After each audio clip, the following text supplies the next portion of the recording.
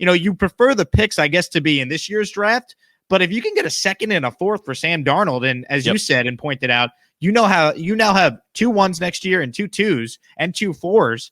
I mean, the Jets are still loaded with assets, not just this year, but next year as well. And if you're trying to build around a rookie quarterback, which clearly they're now going to do after they take probably Zach Wilson second overall, they have all these resources, all these assets to do exactly that. So it's bittersweet. I hope the fresh start for Sam serves him well. And now at least the Jets get the organization on the same page. Robert Saleh, handpicked by Joe Douglas. Now Joe Douglas gets to handpick his next quarterback. Had he stuck with Sam Darnold becomes his guy, no longer Mike McCagnon's guy. Now he gets his quarterback, and the Jets now have 22 total draft picks over the next 2 years. And there's this idea that I've heard, Jake, that, if you take Zach Wilson at number 2 overall, all of a sudden, instead of using that on an offensive tackle or a receiver, then it hurts your ability to build your team. But keep in mind, with the extra first-round pick this year, with the second-round pick they have, that's 2 premium picks considering how bad the Jets were in 2020. And so you have 2 other picks to help build around Zach Wilson. You can take an offensive tackle at number 21, I think it is. They can take a guard or another weapon for Zach Wilson, who I think it's going to be. They can build their team with the draft picks they have. And the other part is, based on what the Jets have done in free agency, which is make 2 big splashes, but be sort of conservative in general in their monetary spending, they're not expecting to win the Super Bowl this year. I think they're expecting to be just a better football team, but this is not going to be a finished product, essentially.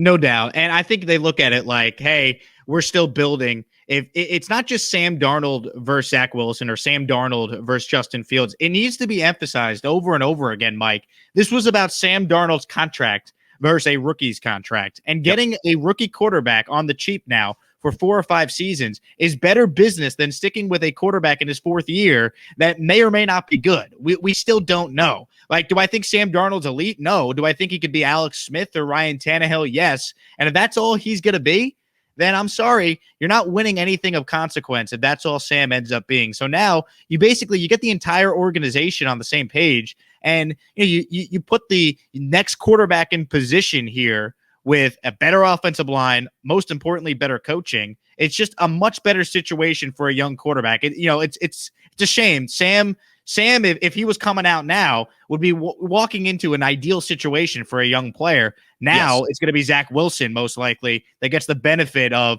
what the Jets are surrounding him with. Competent coaching, we believe, and certainly improved players all over the roster. The point about Tannehill I find interesting because it seems, Jake, and I know you've probably observed this, that people nationally throw out this Tannehill idea.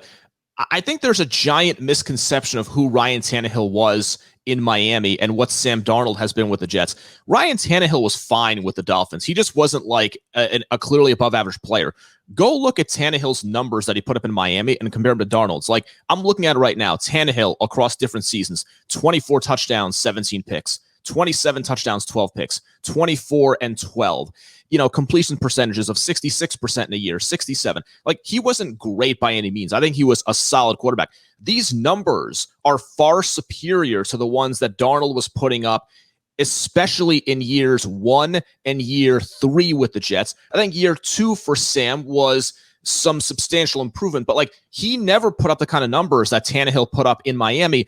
And then you still have the bigger question, which is, okay, clearly Tennessee has been able to unlock more from Ryan Tannehill, but there is the question of if Ryan Tannehill is your quarterback, how talented of a team do you need to win a Super Bowl? You would say pretty damn talented. No, absolutely. And, it's just, this was the right move all along. I couldn't argue for the scenario in good conscience that sticking with Sam and trading out's the right move, unless, and this was always the caveat I had, Mike, unless the Jets felt that Sam Darnold was going to be a top 10 quarterback. You can't keep Sam if his ceiling is only, he's Ryan Tannehill.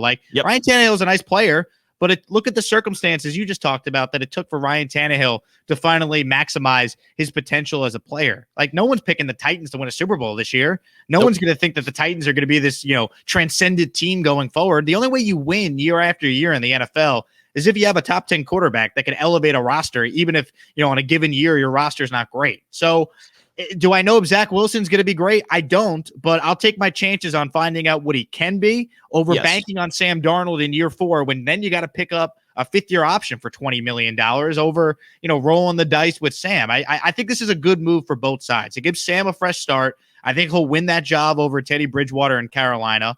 And I think from the Jets standpoint, you couldn't under any circumstance, as you talked about at the top, you couldn't go into the summer and training camp where Darnold's still here and then there's a rookie behind him. It doesn't work. This had to be done. And now, the Jets, I basically told you, we're taking a quarterback at 2. So anyone who tweets me or writes in the YouTube comments, no, it's a smokescreen, Jake. They're not taking a quarterback.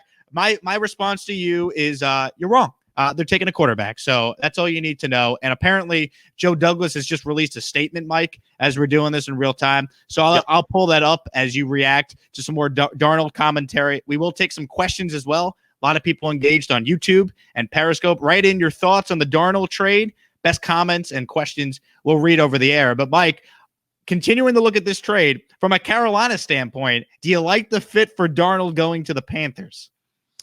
I do like the fit with Darnold going to Carolina. And this kind of relates to something I think people struggle with, which is a player in the NFL is not like a player in a vacuum. My analysis will really depend on the situation. Like, I think if the Patriots, for example, ended up with Jimmy Garoppolo, I think that's ideal for him, and I think that's ideal for them. I didn't think that about Jimmy with the 49ers before they made the trade up to 3. So even though it's the same player in a different situation, it's a totally different deal. So I look at Carolina. Number one, as far as the fifth-year option, that looms for them as well. But because they're the acquiring team and they never actually drafted Darnold 3 years ago, theoretically, if Darnold plays well this season, they can work out their own contract. And I don't know that they necessarily need to worry all that much about that fifth-year option hanging over them. Joe Brady has done an awesome job as an OC the last 2 years. LSU in 2019, very solid job with Teddy Bridgewater and company in 2020. They had a couple 1,000-yard receivers, and this was without Christian McCaffrey for most of the season. So I look at that team, and while they lose Curtis Samuel, they still have DJ Moore. They have Robbie Anderson. Sam likes throwing deep to Robbie Anderson, so he has that connection. The running game should be pretty good with McCaffrey back. And he feels like one of those quarterback's best friends sort of guys. Offensive line seems okay. And you have a pretty solid up-and-coming head coach in Matt Rule. If I'm Sam Darnold, this is a pretty solid situation to end up in. It might not be as great as ending up in like San Francisco, hypothetically, but this is pretty good with Joe Brady and those weapons. No doubt. And here's the statement from Joe Douglas here. Quote, I want to publicly acknowledge the commitment, dedication, and professionalism Sam displayed while with the Jets. He's tough-minded. He's a talented football player whose NFL story has not been written yet. While all these things are true, the move is in the short and long-term best interest for both this team and him. We thank Sam for all his work on behalf of this organization and wish him well as he continues his career. So the Jets do the classy thing with the statement for Darnold, yada, yada, yada. The other news from this is it just came out. The Panthers are picking up his fifth-year option for $18.8 million. So they're making a commitment, Mike, to Sam Darnold being their guy, because now that is fully guaranteed. They're on the hook for $18.8 million next year. So Sam repeat gets that year number. 4. Repeat that number for me. $18.8 million. Fifth-year option. Huh.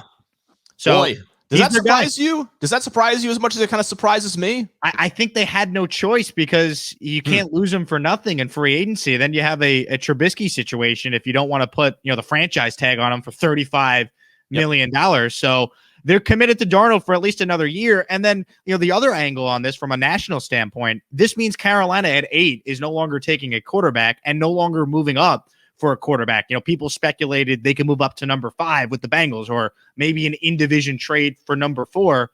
That opens the door for another team to move up to number 8, and Carolina could recoup some of the draft picks they traded away to the Jets. So maybe a team like New England now can move up from 15 to 8 to get a quarterback, just throwing that out there. So this move doesn't just impact the Jets or the Panthers. It has major ramifications for various teams across the league. This impacts the whole league. I mean, the whole quarterback market this offseason has been nothing short of fascinating between Matt Stafford, Jimmy Garoppolo, Jared Goff. The 49ers move up to 3. This Sam Darnold deal. I'm probably missing 1 or 2 developments, but it's just been fascinating with the biggest dominoes, Russell Wilson, Deshaun Watson, not having really fallen or close at that point. And I guess the other angle is reading the tea leaves, the Carolina Panthers were desperate for a quote-unquote franchise quarterback. I think this team would have been the one most desperate to trade for Deshaun Watson. And by virtue of making this move, I think they have now taken themselves out of any Watson quote-unquote sweepstakes, even though those are, I think, on hold as a result of his legal battles right now. And so I think Carolina was prepared to offer like the moon, the sun, and the stars for Watson, and now they will be out of that as a result of this trade. So that's another angle to this one. No doubt. Justin Mader writes in on Facebook, with a quarterback pick second overall, the Jets become the first team in the common draft era to draft a top 3 pick with a quarterback in a 4-year span. So yes, the Jets are making history with this move, but you know what? They failed Sam. Sam did not play well enough where they could justify sticking with him. And it's as simple as that. If you don't believe Sam Darnold is capable of being an elite player, you can't roll the dice in year 4. You have to make this move. And now, Mike, it comes down to this. If they're going to move on from Sam, and they got to get it right. I mean, it's yes. This was a logical move, but now Joe Douglas has to be right that Zach Wilson, if it is Wilson, and it looks like it will be, he has to be right that this is the next great quarterback in this league. Because if he's wrong, we're going to be looking back on this trade and being like same old Jets. Isn't the big thing, though, and this is not just the Jets, but what the Eagles did with Carson Wentz, what the Rams did with Jared Goff, I think we're going to see more of this, where a team invests a lot in a quarterback 1 year. It doesn't work out a couple of years later. They're not going to double down on the previous quarterback. They're going to go and get somebody else. Like, does it cost the Jets the opportunity cost in seeing what Darnold becomes? Yes. But when you can get a quarterback on a rookie contract, it is just that valuable. Like, I understand the Jets invested a lot more in Darnold because they moved up with all those second-round picks to get him 3 years ago. The 49ers invested a lot less in Jimmy Garoppolo, right? Only a second-round pick in the middle of 2017. But it ended up costing them a lot because, Jimmy got hurt. He wasn't healthy. And so they ended up having to fix that issue by throwing 3 first-rounders at it. And I just think we're going to see more of this. We're going to see teams like that stat that Justin put out, the first team in the common draft to take 2 top 3 picks at quarterback in a 4-year span. I know it's not the same stat. We just saw Arizona take Josh Rosen 1 year, trading up for him and then taking Kyler Murray the next year. I think we're going to see much more of that. This will not be an uncommon thing in the NFL moving forward.